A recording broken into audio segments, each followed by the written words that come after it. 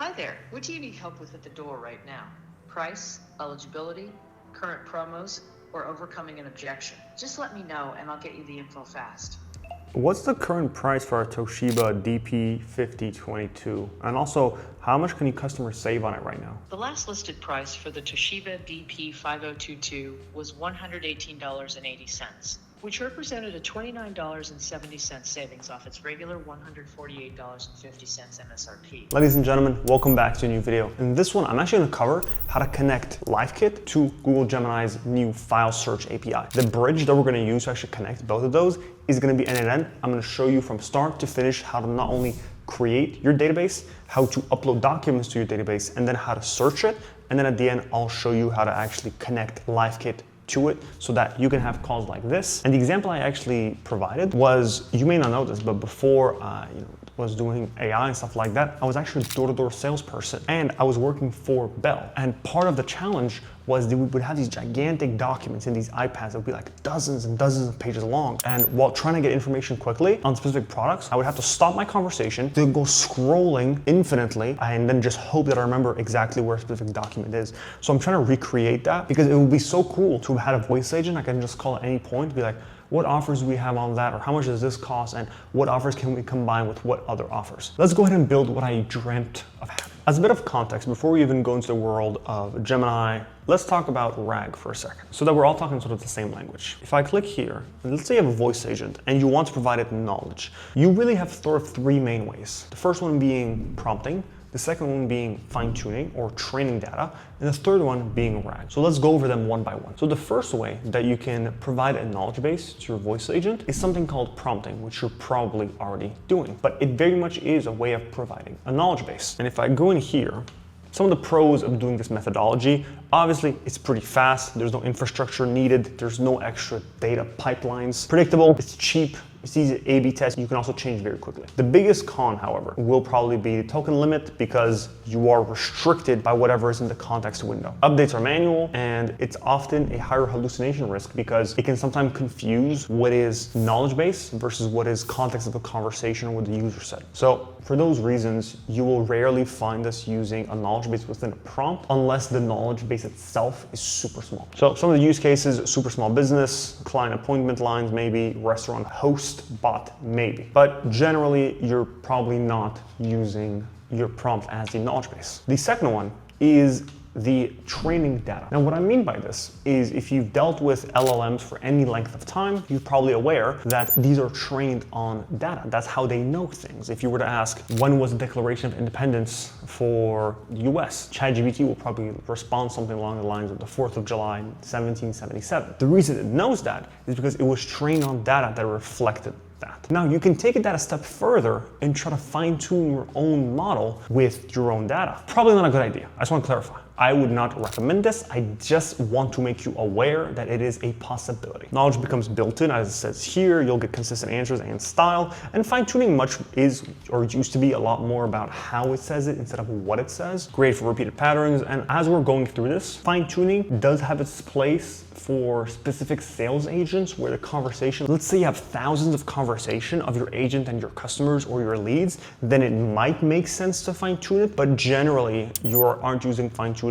This was a lot more reliable or a lot more realistic of an option during the GPT-3 3.5 days, where the models were not as good as we have them today. However, nowadays with GPT-5, 5.1, 5.2, I haven't really found a good use case for it, but I'm sure there are people watching who will find a use case. So I want to make you aware that fine-tuning was very much a possibility. Although keep in mind that there are some pretty big drawbacks to it. I mean, first of all, it's slow, it's expensive, and also you can't really source stuff of like where it got the information because it's just part of the training data. So it's part of its foundational learnings. And also keep in mind that once you fine-tune, you are essentially stuck in time until you refine tune, which has its own set of problems because when you do the fine tuning again, unless you're gonna stay with the same model, you now have to test the old fine tuning with the new models. And it's just really time consuming when I would actually argue that you probably get a better result getting better at prompting the personality instead of trying to fine tune it. Some of the use case here, like I said, negotiation agents, insurance intake agents, maybe tech support for a triage line, once again, maybe. And then we have the final, probably the one that you're familiar with, that you heard about the most, which is RAG or for retrieval augmented generation. All that really means is that you have your agent here and you give it a tool, and this tool is able to then look into a bunch of documents or a bunch of data to retrieve more context about that input and then pass that as part of the context before generation starts. So it's really almost like focus point on a like sort of a needle in the haystack type situation where you have all this data and then you tell a specific agent, hey, look, based on this input, find me the most relevant chunks, which is what these agents will retrieve, that are related to this data. Now, part of what makes this so powerful is that it is not searching for text, but it's searching for meaning. So if you were to input the word apple, it'll under the word fruit exists, it'll also bring that back because it is closer in meaning than a car, for example. That's essentially how RAG works. Pretty straightforward from surface level. And in this use case, it's what we're gonna be using to provide context for our door-to-door assistant. So now that we have that out of the way and we're all talking the same language, let's go over why we're using Gemini's file search over something else. So as a piece of context, the way that this typically works is we will have a voice input, which is right here. That voice input will then go to our voice agent. The voice agent knows it has a tool, which is this RAG system. It'll then call the RAG tool if the condition is executed or the condition is approved. Meaning when you go to prompt your agent, in the tool section, you will provide a description of when to use this tool. For example, you might say something along the lines of call this tool when the user asks a question about our policies. And then this RAG tool is what is using Gemini's Filesearch API. The response will then be sent back into the voice agent, who will then create a response based on said context or based on said returned answer. And the agent that we're using in this case is LiveKit. Pretty straightforward. So I'm gonna quickly talk about Gemini's file search API and why you might use it over something like Pinecone or a Supabase. The big difference, at least in my perspective, is I would rather build everything under the same environment because I tend to find that the quality and also the reliability is one. So if my voice agent is built using Gemini 2.5 Flash as the LLM piece, then I would rather use Gemini products for the rest of the ensemble to make sure that it's as coherent as possible. One less subscription, it's one less account that I need to have, and more practically speaking, the big difference between Gemini and Pinecone, which is what I used to use, is Gemini will not charge you for storage. You only get charged, at least right now, when you're uploading data. And Pinecone will charge you just to host your data. Google won't, which is obviously pretty ideal, especially if you have a lot of knowledge bases or a lot of databases, that cost can quickly pile up. I mean, I was spending like $400 a month on Pinecone. Now that cost has gone down to $0 a month, which is obviously a plus. Gemini also deals with a lot of the embeddings, chunking, stuff like that. It'll automatically understand how big your chunks should be, which is really helpful if you're not a developer and you're just trying to find the easiest solution. Gemini is a lot more user-friendly than developer-friendly, which is great. So with all of that context out of the way, let's actually go ahead and connect NAN to Gemini. And there's a few different steps we have to do. Pretty straightforward. Number one, we're gonna create our file store or our database.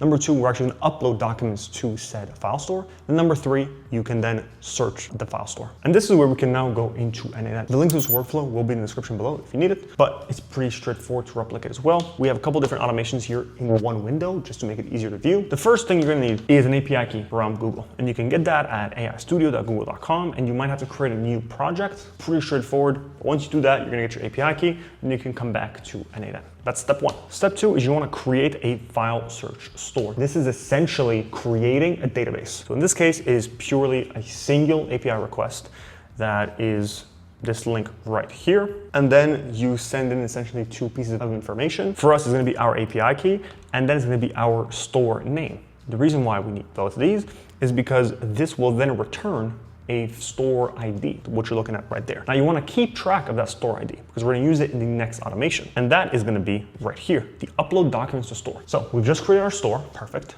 And now we're going to upload documents to said store. The way to do that, and I'm going to go ahead and create a new store just to show you. Go to my API key here, and I'm going to call this the same thing, just with a YouTube at the end, right? Execute step. So I now have set my API key, and I've put my store name. This is the display name so that you know what database is for what. I'm then going to go into the API request or into the HTTP step to create the said store. Press execute, unpin and test. It might take a few seconds, but it has now created a new file store. And now we have an empty file store. There's nothing in it. I'm going to go ahead and copy this ID right here. I'm then go to the next step, and I'm going to go to the upload file form. Double click on this. And this is just essentially a way for you to upload data into N8N. In this case, I'm going to choose a catalog that I found online, which had like, dozens of pages of offers and stuff like that. Now that I've submitted that, that is now in N8N. So we now have to transfer that or import that into Gemini. This code, you can just leave as is. Essentially, all this is really doing is just categorizing what type of data you uploaded so that Gemini knows what it's dealing with, whether it's markdown, text, PDF, and on and on. Then in here, we're gonna set up one more variable. I'm simply separating out these set variables things because I want everything to be a singular window. But ideally, if you're using this in production, the creation of stores will probably be a different automation than the request automation. So in here, I'm gonna change the store ID to the new one that I just created. Paste that in there, set that, perfect. And now I can go ahead and just press the next button right here, which is then gonna upload and store the file. It's pretty straightforward. API request, the store ID, upload to Filesearch store. And that is essentially it. We have now uploaded a file to the Filesearch store. We've uploaded a file to it. Now all we have to do is create our tool that our voice agent can then call, which is this automation right here. So we've got a webhook right here that I created. This is essentially what LiveKit is going to be reaching out to. Then we have our search store button here, or node. And all we're going to need to do is change the store here. So if I were to expand this, all I just need to do is change this store to make sure it's looking at the right one. And then I can search whatever I want here, right? So if I were to go to execute step, now it's probably gonna be empty, so I'm not exactly sure what it's gonna. Oh, okay, so it just took the last question I asked it. I asked about some random policy, so it told me that I don't have anything about it. If I were to unpin this though, and then run the same thing, now it says, I'm assuming it's just not gonna generate anything. Yeah, then this is interesting. So because I didn't have anything to respond with, it just gave me a bunch of jargon. And the only other node after that is an extract answer. So essentially take the JSON block that comes back, give me the answer that I want, and then respond to the webhook for the voice agent. So let's look at what this looks like when you're actually executing it. I'll press save. And that's pretty much it. So whenever you're creating these for like, let's say a voice agent, all you really need to do is have one automation that is just this on its own. Right? This will be one static one that you create whenever you have a new voice agent. And then for every voice agent that you create, and by the way, this would also work for a chat agent, because every single agent that you have that you want, this is the tool that they're calling. Like, it's that simple. It's request, file search, response. Super simple. So now what I'm gonna do is this is my webhook URL that I then need to put into LiveKit. So let's go into that so I can show you how that works. I'm gonna take my production URL, because remember, this is the tool that needs to be called by the voice agent. And I've got my assistant here. If I go to agents, I've already set this up. I wanna show you what this looks like.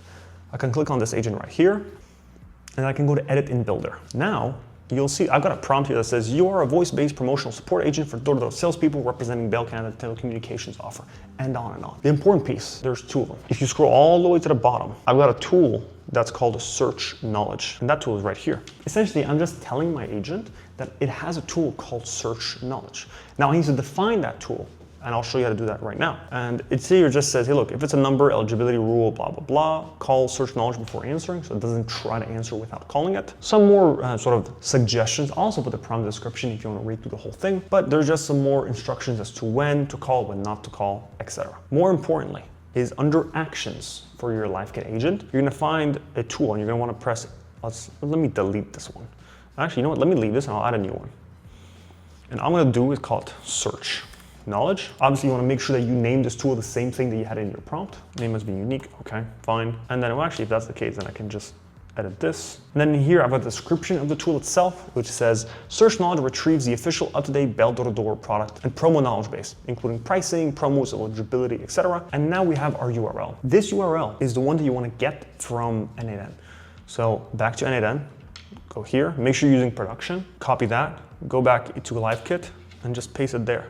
And then the only other thing you have to do is actually define an argument that's going to be sent along with your question. Because if you don't have an argument, it'll just call it, but with no data being sent. Well, we need to send a question the user asks so that Google knows what to search within its knowledge base. In our case, we have a parameter called question, which is a type string, which is just regular characters. And then the description is just the question that the user asked. This is a required field, which means it can't call it until it has this. Update tool, save your changes, deploy your agent, and then if you were to go, let's give it a sec.